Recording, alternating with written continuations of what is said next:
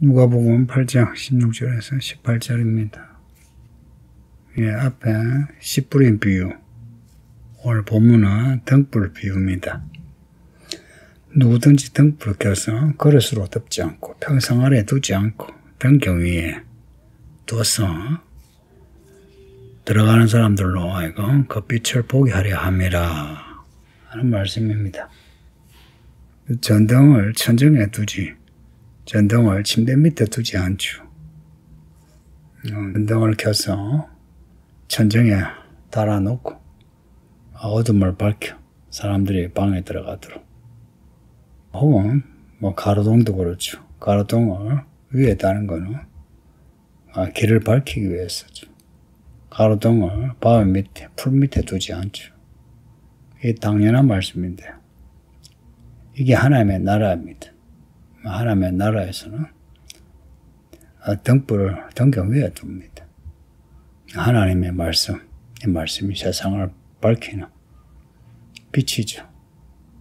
이 말씀을 세상 위에 둡니다. 그래서 말씀 바라보고 말씀만 쫓아가면 됩니다. 말씀은 구석진 자리 없어요. 말씀은 등경 위에 하나님이 높이 드시는 겁니다. 똑같이 말씀의 사람 하나님이 그냥 안 두십니다. 말씀의 사람은 등경 위에 두고 많은 사람에게 영향을 미치도록 사람들 위에 두십니다. 그래야 사람들이 길을 볼 수 있죠. 그러니 성도님들 다들 어둠의 사람 되지 말고 등불같이 어둠을 밝히는 등불 같은 사람이 되세요. 그리고 17절 말씀은 숨은 것이 장차 드러나지 아니할 것이 없고 감춘 것이 장차 알려지고 나타나지 않을 것이 없답니다. 어려운 말씀은 아니죠. 근데 이 말씀이 하나님의 나라의 비밀입니다. 숨은 것이 장차 드러나지 않을 것이 없답니다. 하나님이 숨겨두는 거 있죠. 그거 언젠가 다 나타납니다. 우리 하나님의 경륜에 따라서 일을 하시는데, 하나님의 때가 되기 전에는 하나님이 작정하시는 일이 안 나타나요.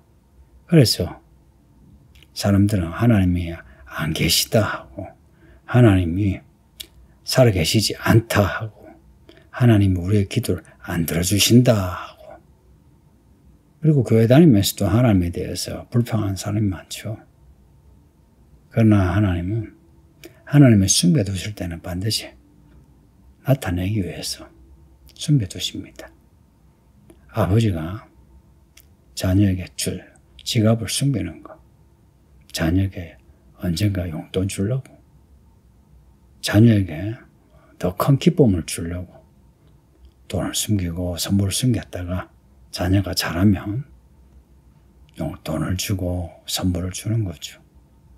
하나님의 감추신 하나님의 가장 큰 비밀이 뭐겠습니까? 하나님의 비밀은 그리스도랍니다. 우리 예수님이 감춰두신 비밀이에요. 이 예수님이 오시기 전에 구약의 선지자들 통해서 예수님을 많이 예언했는데 나사렛 예수인 줄 몰랐어요.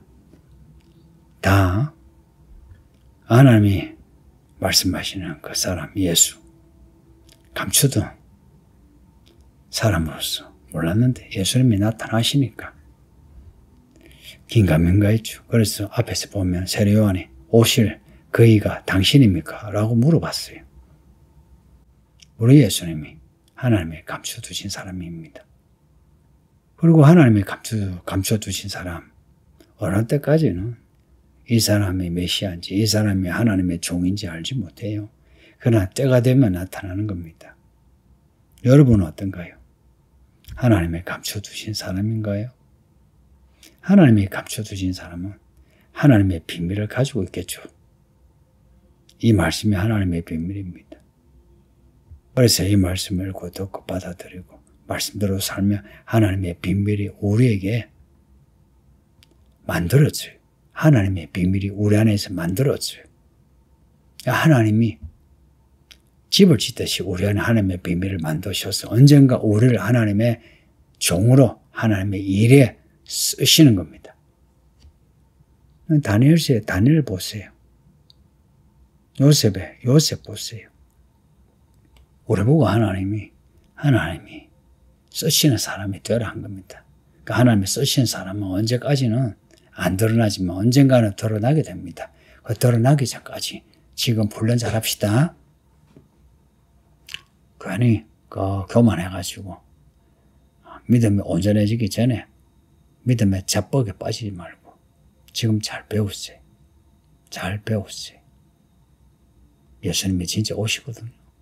예수님이 진짜 오신다는 거는 이 말씀이 다 이루어진다는 겁니다. 요한계시록 하나님의 비밀입니다. 정말로 하나님의 비밀입니다. 아무도 모르는 데 했어요. 그 아무도 모르는 것을 우리에게 가르쳐 주시는, 그것도 구체적으로 아니고 은유와 상징으로 그렇게 가르쳐 주시는 그 하나님의 비밀, 반드시 하나님이 드러내시는 하나님의 일입니다. 그 일을 우리에게 가르쳐 주시려고 지혜와 계시의 영을 주시는 겁니다. 그래서 우리는 성령을 받아서 말씀을 읽고 듣고 성령의 깨닫게 하심으로 하나님의 비밀된 일들을 알아가야 합니다.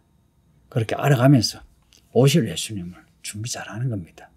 그러니 성도님들, 말씀을 잘 들으세요. 말씀을 잘 들으세요. 나름 열심인 사람, 근데 말씀을 열심으로 안 듣는 사람은 도루묵입니다. 제가 이런 말을 한두 번 하는 것도 아닌데도 아직도 이 말이 그냥 오이독경으로 귀에 안 들린 사람이 있습니다. 왜 그럴까? 어둠의 사람이라서 그렇죠. 앞에서 10분은 비유 말씀하시면서 그 쉬운 비유인데도 사람들 알아듣지 못한 사람이 있습니다. 그렇게 해서 하나님의 나라에 들어가지 못할 사람은 편하게 하신다는 겁니다. 똑같아요. 우리에게 주신 이 말씀을 잘 받아들이고 깨닫고 말씀대로 삽시다. 앞에 10분은 비유에서 좋은 땅의 사람 말씀을 듣고 그러고 인내하는 겁니다. 열매 맺기까지. 열매 맺기까지 비밀을 가지고 있다가 때가 되면 그 비밀이 터트려지는 겁니다. 그래서 바울이 디모데에게 보낸 편지에서 믿음의 비밀이 있는 자라야 교회 일꾼이 됩니다. 하나님의 부르심의 소망을 가진 자라야 그 부르심의 일들을 할 수 있는 거죠. 하나님의 부르심의 소망이 없는데 교회 일을 한다. 무슨 일을 하겠습니까? 자기가 하고 싶은 거 하고 자기 마음대로 일을 하는 거죠.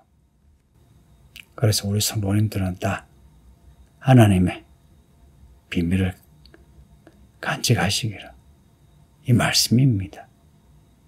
그리고 그 비밀이 드러나는 때를 만드는 것은 성령이십니다. 그러니 어찌하든지 좋은 마음으로, 착하고 좋은 마음으로 말씀을 잘 듣고 지켜 인내하세요. 무엇을 듣는가 스스로 삼가하라. 누구든지 있는 자는 받겠고 없는 자는 그 있는 것도 빼앗기리라. 말씀을 좋은 마음으로 다 들어보세요.